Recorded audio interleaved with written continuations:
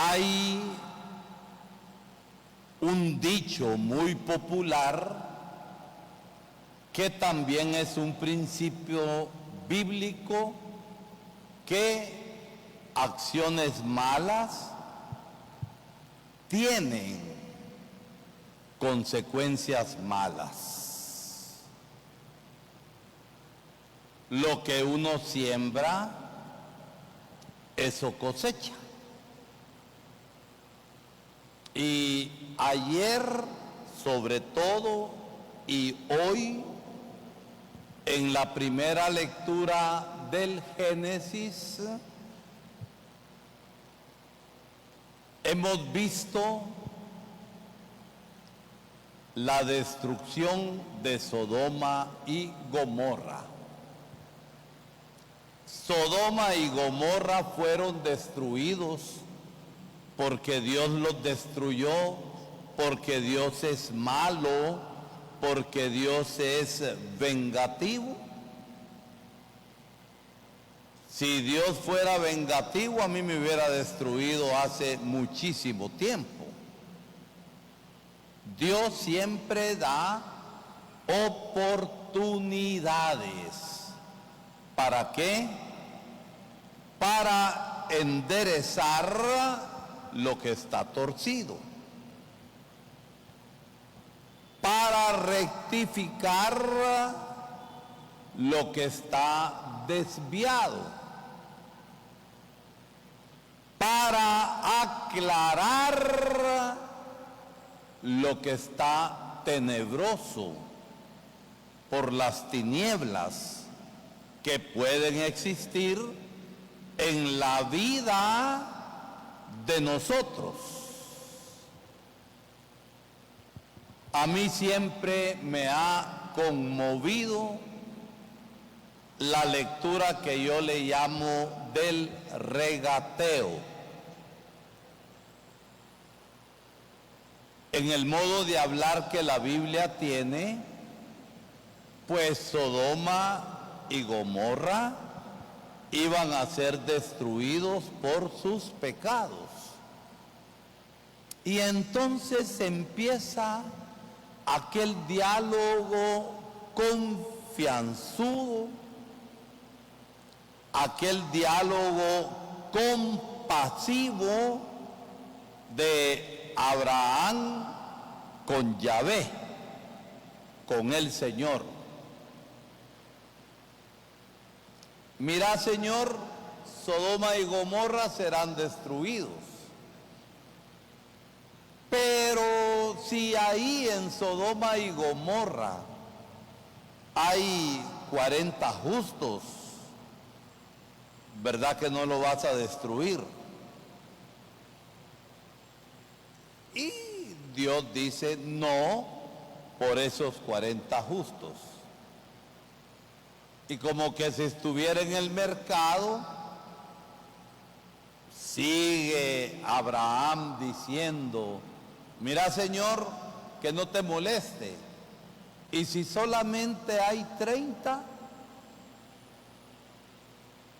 por esos 30 justos no los voy a destruir. Y así se va llevando al Señor hasta abajo. Que no te moleste. Y si solamente hubiera 5, por esos 5 no los voy a destruir. Pero no había ni 5. Y entonces Sodoma y Gomorra fue destruido por las malas acciones de sus habitantes, por lo que fueron sembrando, porque acciones malas traen consecuencias malas, como cuando ustedes tienen un hijo o alguna familia y el hijo es chupador y se droga y tanta cosa que hace y maneja moto y es bien imprudente, y se ha salvado varias veces en unos cuantos accidentes. Pero llega el día en que tiene un accidente mortal. ¿Por qué a mí, si mi hijo era tan bueno? Acciones malas tienen necesariamente consecuencias malas y no podemos nosotros andar culpando a Dios de las cosas que pasan en la vida. Es que sin la voluntad de Dios no se mueve ni siquiera la hoja de un árbol. Mentira. Eso es falso. La naturaleza tiene sus propias leyes. Cuando hay grandes inundaciones, ¿quiénes son los que más sufren? Los pobres. ¿Por qué? Porque los pobres están marginados, viven en barrancos y entonces sus casas se caen. ¿Será porque Dios lo quiso? No, por la injusticia y la corrupción que hay en nuestros países.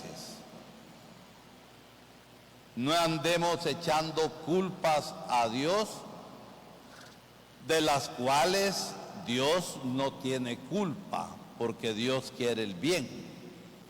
Pero ahí, ¿qué es lo que hay que enderezar? Hay que enderezar la injusticia. Hay que enderezar la desigualdad. Hay que enderezar la corrupción y que la gran mayoría de personas tengan oportunidades para vivir más dignamente. Es responsabilidad de nosotros los hombres. Ahora bien, podemos aprender de Abraham.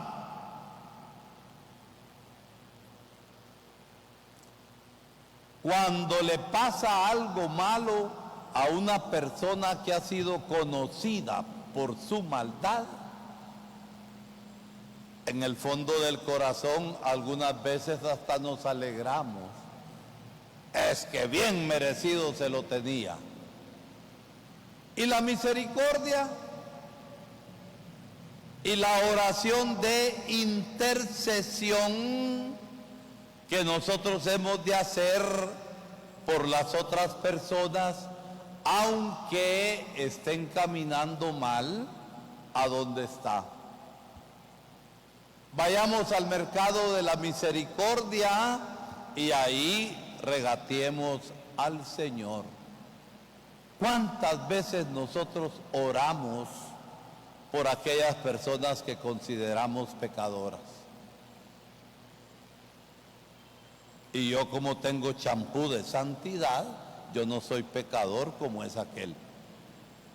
Miren, la oración de intercesión es necesaria en la vida de nosotros. Y el evangelio tan hermoso que encontramos hoy, se desata una tempestad en el mar y Jesús iba durmiendo.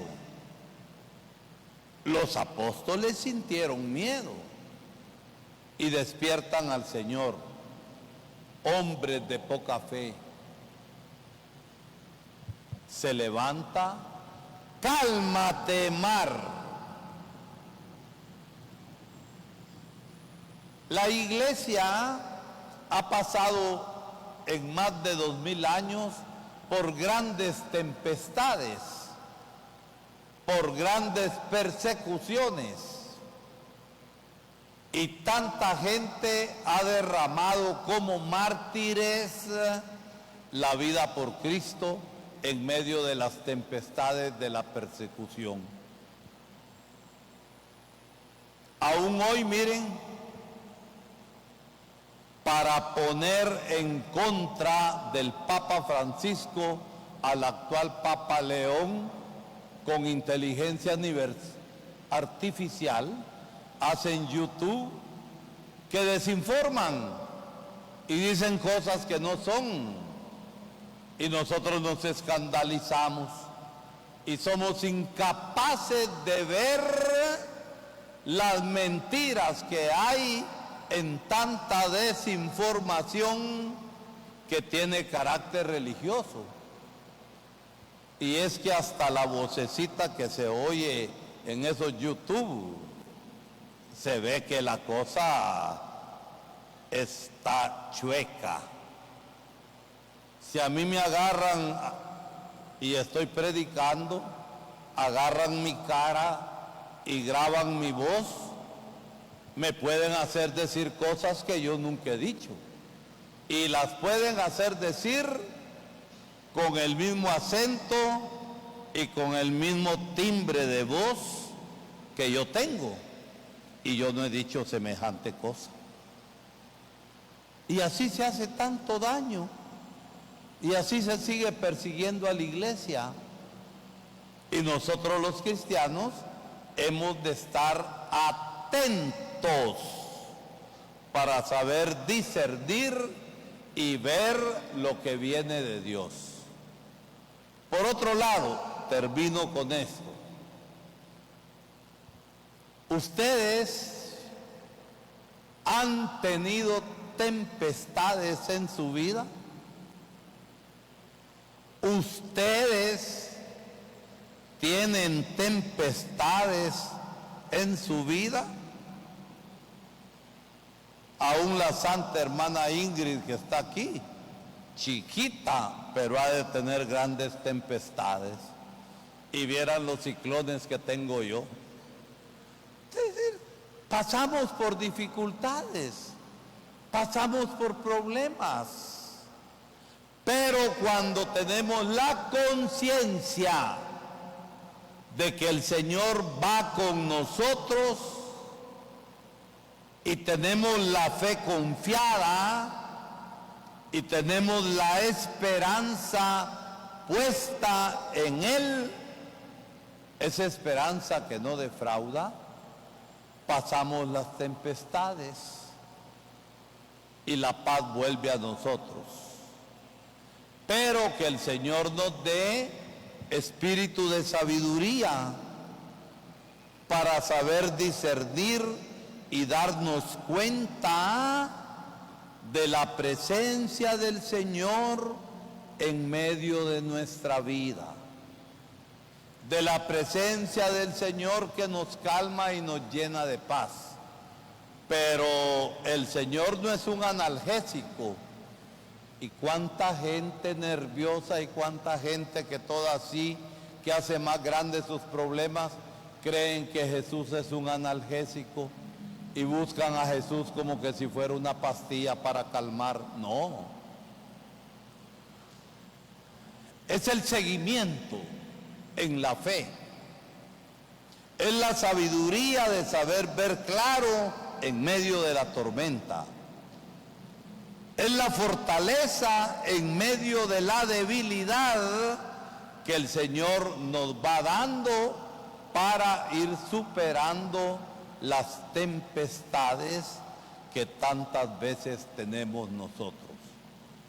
No es cierto que cuando somos nerviosos y desconfiados nos ahogamos ni siquiera en un vaso de agua, sino en una gota. Nos falta la confianza y nos falta la fe para saber que en Cristo Jesús nosotros somos fortalecidos.